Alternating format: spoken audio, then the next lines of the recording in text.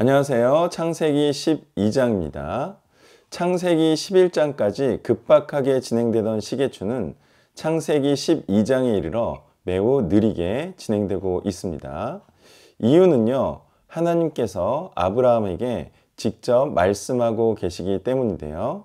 이처럼 하나님의 말씀을 듣는 삶이 하나님께 의미 있는 삶인 것입니다.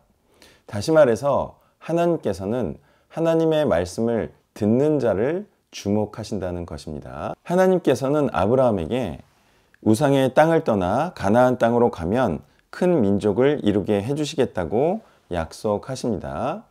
이것은 약속이기 때문에 아브라함도 고향 친척 아버지의 집을 떠나야만 했고요.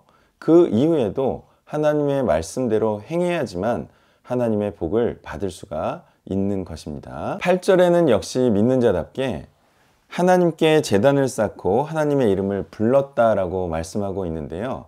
이것은 하나님과의 언약을 기억하고 계속해서 하나님과의 약속을 지키겠다는 의미인 것입니다. 관련하여 출애굽기 24장 4절 이하에 보면요. 모세가 여호와의 모든 말씀을 기록하고 이른 아침에 일어나 산 아래에 제단을 쌓고 이스라엘 12지파대로 12기둥을 세우고 언약서를 가져다가 백성에게 낭독하여 듣게 하니 그들이 이르되 여호와의 모든 말씀을 우리가 준행하리이다.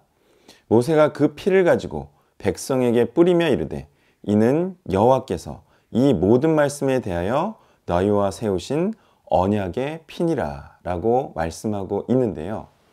이와 같이 제단을 쌓고 제물을 드린다는 것은요, 생명을 걸고 하나님과의 약속을 지키겠다는 다짐과 의지의 표현인 것입니다. 그런데 문제는 가나안 땅에 기근이 들자 아브라함이 애굽으로 내려갔다는 것입니다. 아주 오토매틱하게 내려간 것인데요. 누구라도 가나안 땅에 기근이 들면 곡식이 풍성한 애굽으로 내려갔던 것입니다. 이처럼 누구라도 이런 상황이 되면 일반적으로 하는 행동, 돈이 없으면 돈 벌러 나가는 행동, 이런 행동은요, 하나님께 묻지 않고 하는 행동으로 먹을 것을 위해 애굽으로 내려가자마자 아브라함은 위기에 닥치고요, 하나님의 약속의 성취도 위협을 받게 된 것입니다. 아브라함의 마음속에는 두려움이 임하게 되었고요, 하나님께서 함께 하시는 자로서의 담대함은 없어지게 되었습니다.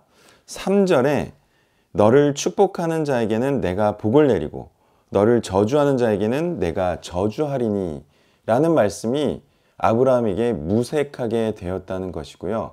그 이유는 하나님의 말씀대로 행하지 않고 있었기 때문입니다.